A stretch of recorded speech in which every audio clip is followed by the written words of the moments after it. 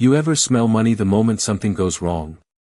The mud sucked at my boots as I stepped forward, the sharp tang of manure burning my nose and the sickening crunch of apples collapsing under my weight echoing across what used to be my orchard, acres of trees my father planted by hand now reduced to broken branches and scattered fruit, and the sound wouldn't stop, low heavy thuds and snorts as 100 head of cattle wandered through my property like they owned it, pushing against trunks, brushing past splintered fencing, chewing through years of work in minutes. I stood there frozen for a second, tasting dust in the back of my throat, trying to process how a secure fenced orchard just outside county limits suddenly turned into open pasture overnight. Then I saw it, the gate hanging wrong, not broken, not forced, but cleanly unlatched, chain cut smooth like someone took their time, and the faint scent hit me, not hay, not livestock, something floral, expensive, out of place, the kind of perfume that didn't belong within a mile of dirt roads and irrigation lines. I didn't need to guess. Karen Whitmore, HOA president, white SUV, always parked just a little too close to my fence line during her inspection drives, always complaining about my trees dropping leaves near community boundaries, always smiling like she was doing me a favor while hinting I should consider selling. I crouched down, picked up a crushed apple, juice sticky on my fingers, and looked out across the damage. This wasn't random, this wasn't a farmer losing control of livestock, this was placement, timing, intention. And here's the part she got wrong: I'm not just some guy with dirt under his nails. My name is Ethan Caldwell, and before I ever planted my first tree, I spent 12 years auditing financial fraud, the kind where people think small shortcuts won't get noticed until everything collapses at once, the kind where patterns matter more than excuses. I pulled my phone out, hands steady now, and started recording, slow pans. Across the orchard, broken limbs, hoof prints, the cut chain glinting in the morning light, because damage tells a story if you know how to read it, and I knew. This story wasn't about cows, not really. It was about someone who thought they could create a problem big enough to push me out, force a sale, clean up their precious HOA view, and never have it traced back. But while she was probably drafting another violation notice about unsightly agricultural conditions, my cameras were already storing something far more valuable than footage. They were storing intent. And as I walked toward the gate, the smell of that perfume lingering just enough to confirm what I already suspected, I realized something else, something better. This wasn't just destruction, this was leverage, and somewhere behind those perfectly trimmed hedges and matching mailboxes, there was a reserve fund meant to protect that community, a fund built on rules she thought she controlled, and I had a feeling that by the time I was done, every dollar in it was going to have a new owner. I did not call anyone right away because panic is expensive and mistakes cost more than damage ever will. Instead, I walked the entire fence line slowly, boots scraping gravel, fingers tracing every post, every hinge, every inch of wire until the pattern started to form in my head. The cut was too clean to be accidental and too precise to be rushed. Someone had stood here with time, with intent, with the confidence that nobody would question it. I crouched again near the gate and ran my thumb along the severed chain. The edge was smooth, no fraying, no stress marks, bolt cutters. Good ones, not the cheap kind you grab from a hardware store on impulse, and that told me something important. This was planned, not emotional, not reactive, planned. I stood up and looked back across the orchard. The trees were not just damaged, they were targeted by movement patterns. The cattle had been funneled through the widest row spacing, the easiest path to maximize spread. Whoever opened that gate understood how quickly animals would disperse once inside, which meant this was not just about letting them in, it was about ensuring they stayed long enough to do real damage. I pulled up the security app on my phone and scrubbed through the night footage. The glow of infrared lighting flickered across the screen as the hours rewound, midnight, 1:30, 2:15, and then I saw it, headlights cutting across the edge of frame, a white SUV stopping just outside the gate, engine idling, a figure stepping out, posture upright, movements controlled, no hesitation, the kind of body language that comes from someone who believes they are allowed to be wherever they stand. The camera did not catch her face directly, but it did not need to. The silhouette, the hair, the way she paused before touching the chain like she was inspecting something beneath her standards. Karen Whitmore. I zoomed in further, frame by frame, and there it was, the glint of metal in her hand, the quick, efficient motion, no struggle, no second attempt, just one clean cut and the chain dropped, the gate swung open like it had been waiting for permission, then she stepped back, checked her phone, and drove off without looking behind her, not once. Because in her world consequences were something. That happened to other people. I exhaled slowly, feeling that familiar calm settle in, the same calm I used to feel when numbers did not match and everyone else insisted they did, because that was the moment when truth stopped being hidden and started being provable. But footage alone was never enough, not if you wanted to win. You needed context, you needed motive, and more importantly you needed to understand what the other side thought they were protecting. I walked back toward the house. The distant lowing of cattle fading behind me as I opened my laptop on the kitchen table, the smell of coffee grounds mixing with the lingering scent of dirt on my hands, and I logged into the public records database, Willowbrook Estates Homeowners Association, reserve fund balance, insurance coverage, board meeting minutes. It was all there if you knew where to look. Line by line, I started reading. And within minutes I saw it, irregular withdrawals labeled as landscape enhancement projects. Repeated vendor names, approvals signed off faster than they should have been, and Karen's signature at the bottom of every page, neat, confident, consistent. She was not just controlling the rules, she was moving money, and that changed everything, because now this was no longer about a damaged orchard, it was about liability tied to a fund that was already under pressure, a fund that existed to cover mistakes exactly like this one, except this time the mistake had a face, a timestamp, and a motive. I leaned back in my chair, listening to the quiet hum of the refrigerator, and for the first time since I stepped into that mud, I allowed myself a small smile, because Karen thought she had created a problem I could not fix, but what she actually created was a trail, and I have spent half my life following trails until they lead exactly where I want them to go. By noon the orchard had gone quiet, the cattle rounded up by a neighboring rancher who kept shaking his head like he had never seen anything this careless in his life. And I paid him cash on the spot because cleanup is faster when you do not argue over invoices. But as the last trailer pulled away the damage felt louder in the silence. Branches hanging low, leaves torn, fruit scattered in a way that told a clear story of movement and time. I walked each row again with a notebook in my hand, writing everything down, tree counts, estimated yield loss, irrigation line displacement, even the tire tracks near the gate that did not belong to farm equipment. Because details matter when someone else is going to question your reality later, and they always do. By early afternoon my phone buzzed with the notification I had been expecting, a formal email stamped with the HOA letterhead, subject line in bold, notice of violation. I opened it standing in the shade of a damaged tree, reading slowly as if each word weighed something: unsanitary conditions, improper agricultural containment, potential hazard to community aesthetics, fines to be assessed if not corrected within 72 hours. I let out a quiet breath that tasted like dust and disbelief. She was not just avoiding responsibility, she was documenting a narrative, building a paper trail that pointed the damage back at me, and that told me everything I needed to know about how she planned to play this. I did not reply, not yet. Instead I forwarded the email to a folder I labeled evidence, and then I called two people. The first was a certified arborist who owed me a favor from a storm cleanup 2 years back. The second was an attorney who specialized in property liability and had once told me over coffee that most cases are won before they are ever filed. Both calls were short, clear, and without emotion. I described the situation, the number of trees, the footage, the HOA involvement, and I asked for documentation, not opinions, because opinions change.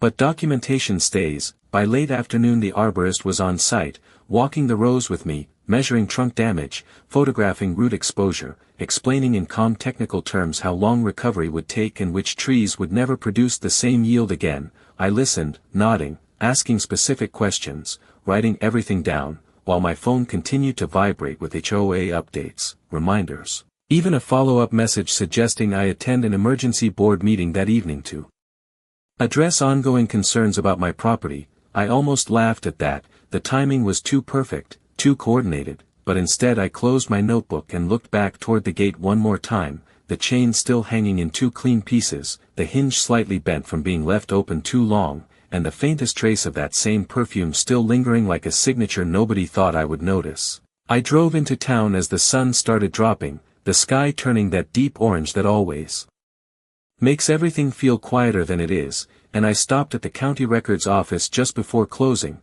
because there was one more piece I needed before this became complete: insurance filings, liability coverage, reserve fund protections, the kind of documents that most people ignore because they sound boring, but boring is where the truth usually hides. The clerk recognized my name from past filings and handed over the documents without much conversation, and I sat in my truck in the parking lot, engine off, reading line by line as the light faded, and there it was again, the same pattern I saw earlier: coverage limits tied directly to reserve fund allocations, clauses about negligence, clauses about intentional acts by board members, clauses that turned internal mistakes into external obligations. I tapped the paper lightly against the steering wheel, feeling that steady rhythm of understanding settle in, because Karen thought she was managing appearances, controlling complaints, shaping outcomes, but she had just stepped into a system she did not fully understand, and systems do not care about confidence. They care about proof, and by the time I pulled back onto the road toward home,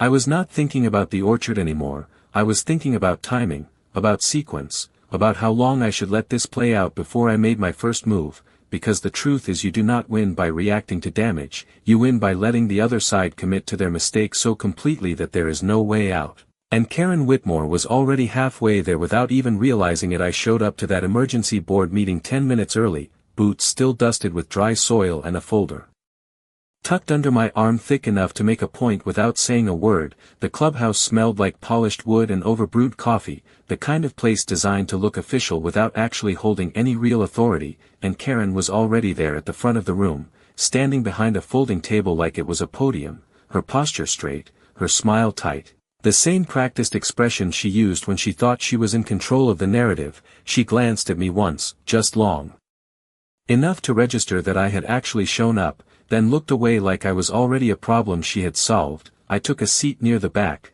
not hiding, just observing, because rooms like this always reveal more when you let people talk first. The other board members trickled in, a mix of uneasy glances and forced politeness, none of them meeting my eyes for more than a second, which told me they already knew something had gone wrong but did not yet understand how big it was. Karen opened the meeting with that same measured tone, referencing community standards, safety concerns, and ongoing complaints about agricultural impact, carefully avoiding any mention of cattle, of gates, of anything that could tie her directly to what happened, and I almost admired the restraint, almost, until she clicked to the next page in her printed agenda and formally proposed an immediate fine against my property for failure to maintain secure boundaries. The audacity of it settled over the room like a low hum, subtle but impossible to ignore. I leaned forward slightly, resting my forearms on my knees, listening to her explain how livestock entering my orchard created a risk to the neighborhood, how it demonstrated negligence, how it justified action from the board, and with each word she spoke I could see the story she was trying to build, clean, simple, and completely detached from reality. When she finally paused and asked if there were any comments, the room stayed quiet for a moment, no one eager to step into something they did not understand, and that was when I stood up, not abruptly, not dramatically, just enough to shift the attention without forcing it. I walked to the front. Slowly, the soft thud of my boots against the floor echoing more than it should have, and I set my folder down on the table between us, the sound of paper against wood cutting through the silence. Karen's smile flickered for half a second before she caught it, and I could see the calculation behind her eyes, the quick attempt to adjust, to maintain control. I opened the folder without looking at her and slid a single photograph across the table, a still frame from the footage, clear enough to show the gate, the chain, the moment before it fell, and I let it sit there, not explaining, not accusing, just placing it where everyone could see. The shift in the room was immediate, chairs creaked, someone cleared their throat, one of the board members leaned forward to get a better look. Karen glanced down for less than a second before pushing the paper back toward me with a small, dismissive gesture, claiming it was inconclusive, that it did not prove anything, and I nodded slightly like I agreed, because arguing at that moment would have been a mistake. Instead I reached back into the folder and pulled out another document, then another, laying them out one by one: arborist reports, damage assessments, time-stamped stills, each piece placed with intention, building a pattern without needing to say it out loud. I could feel the weight of attention shifting away from her and toward the table, toward the evidence, and that was exactly where I wanted it, because this was not about convincing Karen, it was about letting everyone else see what she hoped they would ignore. I finally looked up at her, meeting her eyes for the first time that night, and spoke calmly, evenly, explaining that I would not be responding to any violation notices, that all communication from this point forward would go through legal channels, and that any further action taken by the board would be documented and included in the case I was preparing. The word case hung in the air longer than anything else I had said, heavier than it should have been, and for the first time since I walked in, Karen did not immediately respond, her fingers tightening slightly on the edge of the table, her expression holding just a fraction too long before she forced it back into place, and that was when I knew she had realized it, not the full picture, not yet, but enough to understand that this was no longer something she could manage with emails and meetings. I gathered my papers slowly, leaving the first photograph where it was, and turned to walk out without waiting for a response. Because sometimes the most effective move is the one that leaves a question behind, and as the door closed behind me and the cool evening air hit my face, I could still feel the silence from that room following me out, stretching, shifting, turning into something that was no longer under her control. The next morning started quieter than it should have, the kind of silence that feels staged, like something is waiting just out of sight, and I knew better than to trust it. I walked the orchard again with a clipboard this time, not just observing but cataloging each damaged tree marked with a small tag, each irrigation line checked and noted, the soft click of my pen against paper keeping rhythm with my steps, because once you decide to take something to court, every detail stops being personal and starts becoming evidence, and evidence needs structure, needs clarity, needs to tell the same story no matter who reads it. My phone buzzed mid-morning with another email from the HOA, this one shorter, colder, a formal acknowledgement of my refusal to comply paired with a notice that fines would begin accruing immediately, daily penalties outlined in clean bullet points, numbers that looked precise enough to intimidate but careless enough to challenge. I read it once, then again, letting the language settle in. Because wording matters, especially when someone is trying to position themselves as the reasonable party. I forwarded it to my attorney without comment and kept walking. By midday a white pickup rolled up near the edge of my property, a man in a county vest stepping out with a tablet in his hand. He introduced himself as part of a routine inspection request submitted by the HOA, his tone neutral, professional, the kind of distance you learn to respect. I nodded and let him in, watching as he took photos, measured distances, checked the gate, the chain, the surrounding fence line. He paused longer than expected at the cut link, running his fingers lightly across the edge before typing something into his tablet, and I could see the shift in his posture, subtle but real, the moment when a routine visit stops being routine. We spoke briefly, just enough for me to confirm that his report would include condition assessments and noted irregularities, no opinions, no conclusions, just facts, which was exactly what I needed. As he left, the dust from his truck settled slowly back onto the road, and I stood there for a moment, looking at the gate again, thinking about how many times Karen must have driven past it without considering what it actually represented, not just an entry point, but a line, a boundary between assumption and reality. By late afternoon my attorney called, his voice calm, almost casual, but I could hear the interest underneath it as he confirmed receipt of everything I had sent, the footage, the reports, the emails, the meeting notes. He asked a few precise questions, timelines, sequence of events, any prior disputes with the HOA, and I answered without hesitation, because consistency is what holds a case together when pressure starts to build. There was a pause on the line before he spoke again, mentioning the reserve fund specifically, how liability tied to board actions could trigger obligations that extended beyond standard coverage, and I leaned against the kitchen counter, listening to the low hum of the ceiling fan as the pieces continued to align. He explained that timing would be important, that allowing the HOA to continue issuing fines and formal notices could strengthen the argument of misconduct and escalation, and I agreed, not because I needed the advice, but because hearing it confirmed what I had already been planning. We ended the call with a simple understanding, no immediate filing, no early confrontation, just patience, documentation, and precision. That evening another email came through, this time from Karen directly, not the board, not the official account, her tone softer, almost conciliatory, suggesting a private conversation to resolve misunderstandings, offering to review the situation without involving external parties. I read it slowly, noticing the shift in language, the subtle attempt to reframe what had happened as confusion rather than action, and I set the phone down without replying, because this was the moment where most people make the mistake of engaging, of trying to explain, of giving the other side a chance to adjust their story, but I had learned a long time ago that silence can be more effective than any argument, especially when the other side is already committed to a version of events they cannot fully support. I stepped outside as the sun dropped behind the trees, the air cooler now, carrying a faint trace of earth and something else, something cleaner, like the orchard was already starting to recover despite everything, and I walked toward the gate one more time, stopping just short of it, looking at the broken chain still hanging there, untouched, unaltered.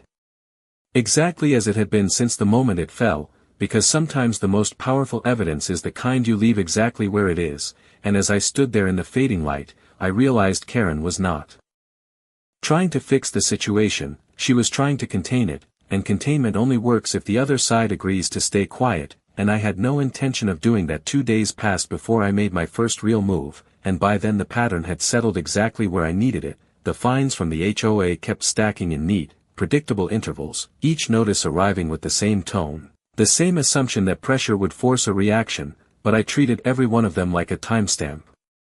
Instead of a threat, logging the arrival, saving the wording, building a timeline that showed escalation without justification, and while they focused on volume, I focused on structure, because volume can be argued but structure is harder to break. The orchard was quieter now, cleanup mostly complete, but the damage remained visible enough to tell its story, branches still scarred. Soil still uneven in places where hooves had pressed too deep, and I left it that way intentionally, not neglect. Not delay, just preservation, because once you repair something you erase part of what proves it happened. My attorney stopped by that afternoon, stepping out of his car with a leather briefcase and the kind of calm expression that comes from someone who has already decided how this ends. We walked the rows together without much conversation, just observation, the crunch of gravel under our shoes filling the gaps. He paused at the gate, studying the chain, the hinge, the angle of the opening. Then he looked back across the orchard and nodded once, slow and deliberate, like he had just confirmed something he already suspected. We went inside and spread everything across the table, reports, photographs, emails, printouts of HOA financial records, each piece placed carefully, not stacked, not rushed, but arranged so the connections were visible without explanation. He tapped one of the reserve fund documents lightly, pointing out the clause that tied board member actions directly to liability coverage, and then another that outlined how negligence combined with financial mismanagement could trigger a full audit, not just a payout, and I could feel that same quiet certainty building again, the kind that does not come from hope but from alignment, because everything was starting to point in the same direction. We discussed timing again, not in terms of urgency but in terms of impact. When to file, when to notify, when to let the situation reach a point where the response could not be minimized or redirected, and the answer was simple: not yet, not until they committed one step further. That evening another message came through from Karen, shorter this time, more direct, requesting immediate access to my property for what she called a compliance review. The wording was careful but the intent was clear. She wanted to reframe the situation before it moved beyond her control. I read it once and then set the phone down, letting the silence sit for a moment before I walked back outside. The air had that late afternoon stillness again, the kind that makes every small sound feel sharper. I stopped at the gate, looking at the broken chain still hanging exactly where it had been since the first day, untouched, unaltered, and I reached into my pocket, pulling out a small evidence tag, the kind used to mark items that need to remain in place. I attached it to the chain slowly, securing it without changing its position, because from that moment on it was no longer just part of the property, it was part of the case, a fixed point that everything else would connect back to. I stepped back and looked at it for a second, the tag catching the light just enough to stand out. And I realized something that made me pause. Karen was not just reacting anymore, she was adjusting, shifting her approach, trying to find a way to regain control, and that meant she was paying attention, which also meant she was more likely to make another move, something quicker, something less calculated, and that was exactly what I needed, because the first mistake gives you evidence, but the second one gives you intent. And as I turned back toward the house, the faint sound of a car slowing down near the road caught my attention. I did not look right away, I just listened, the engine idling for a moment longer than necessary before moving on, and I allowed myself a small, quiet breath, because if she was watching, it meant she was already thinking about her next step, and I was ready for it. It happened just after sunrise, the kind of quiet morning where the air feels too still, like something is about to shift, and I was already outside with a cup of coffee in my hand when I saw her SUV roll up slowly along the edge of the road, not passing, not turning, just easing to a stop right across from the gate. The engine idling low, and this time I did not pretend not to notice. I stood there, letting the distance sit between us, watching through the reflection on the truck window instead of looking directly, because people reveal more when they think you are not paying attention. After a few seconds the driver's side door opened and Karen stepped out, dressed like she was heading to a meeting instead of standing at the edge of a damaged orchard, posture straight, chin slightly raised. That same controlled confidence she always carried like it was part of her identity. She walked toward the gate slowly, heels clicking lightly against the gravel, stopping just short of the broken chain, her eyes scanning the fence line, the trees, the ground, taking it all in, and for the first time since this started, she did not speak right away. She just stood there, studying it, like she was trying to measure how much of this she could still control. I set my cup down on the truck bed and walked toward her, not rushing, not hesitating, just closing the distance until we were standing on opposite sides of that same gate, the air between us carrying the faint mix of dirt and something sharper, tension you could almost feel against your skin. She finally broke the silence, her voice even, almost polite, asking if we could discuss a resolution before things escalated further. The words were careful, chosen, but the timing told the real story. She was not here to fix anything, she was here to contain it, to see what I knew, to test how far I was willing to go. I nodded once, like I was considering it, then stepped slightly to the side so she could see the evidence tag attached to the chain, bright, official, impossible to ignore. Her eyes dropped to it for a fraction of a second before lifting again, and that was enough. That small shift, that moment of recognition, it told me she understood that this was no longer just property damage, it was documented, preserved, something that would not change no matter how many conversations she tried to have.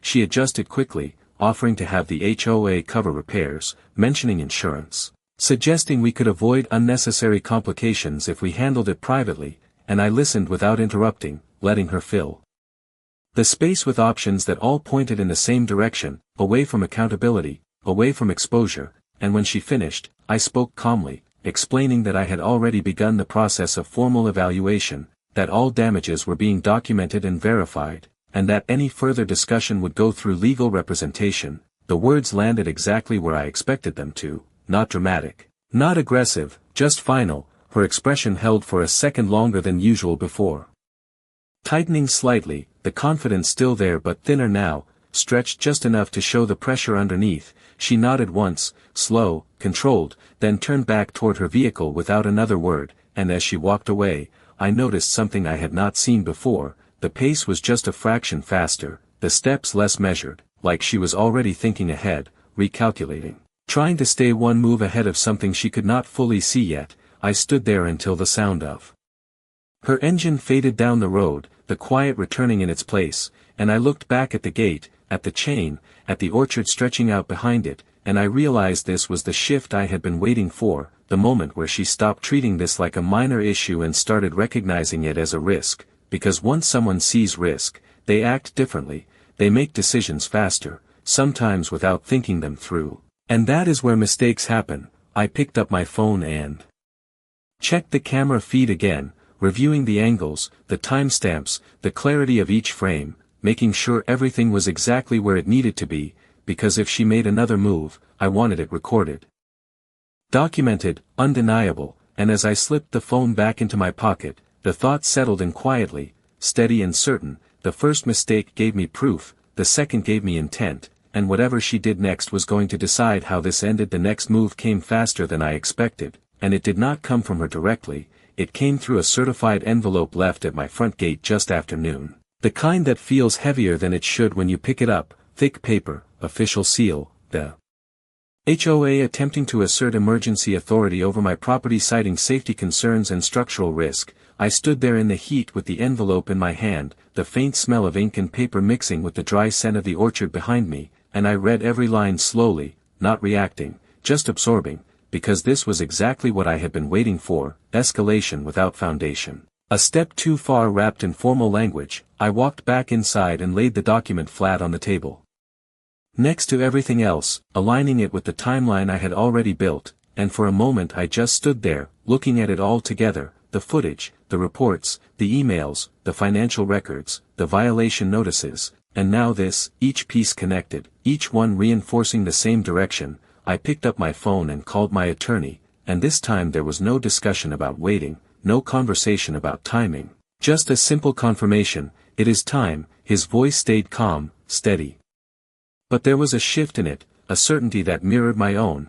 We went over the filing one last time: negligence, intentional act by a board member, misuse of authority, financial exposure tied to reserve funds, and then he paused, just long enough to let the weight of what came next settle in. Once this is filed, there is no quiet resolution, no private agreement, everything becomes public record. I looked out the window at the orchard, the sunlight catching on the damaged branches, the rows still uneven, still telling their story, and I said yes without hesitation, because this had stopped being about resolution the moment she cut that chain. The paperwork was submitted that afternoon. Electronically first, then followed by physical copies delivered to the county office, and I stayed in town longer than usual, sitting in my truck outside the courthouse as the day moved around me, people coming and going, conversations blending into the background, because there is a moment after you take action where everything feels suspended, like the world has not caught up yet, but you know it will, and it did not take long. By early evening my phone started lighting up, first from my attorney confirming receipt and processing, then from numbers I did not recognize, board members, residents, people who had never spoken to me before suddenly aware that something had shifted, and then finally a message from Karen, shorter than anything she had sent before, no greetings, no explanations, just a single line asking what I thought I was doing. I read it once and set the phone down without replying, because the answer was already in motion. Later that night I logged into the public records portal and watched as the filing went live, the case number appearing on the screen, simple, official, irreversible, and beneath it the details, the claims, the references to evidence, to financial exposure, to reserve funds, all of it now part of something she could not control or contain. I leaned back in my chair, the faint hum of the room settling around me, and I thought about that morning at the gate, the way she had stood there trying to measure the situation, trying to decide how much of it she could manage, and I realized she had been asking the wrong question, because this was never about how much she could control, it was about how much she had already set in motion. And as the screen refreshed with confirmation that the case had been officially accepted, I allowed myself a slow breath, steady and quiet, because everything from this point forward would follow a process she did not write, and the system she thought she could use had just become the one that would take everything from her. The first hearing was not loud, it was not dramatic, it was quiet in the way that matters, the kind of quiet where every word carries weight and nothing gets lost. I sat at the table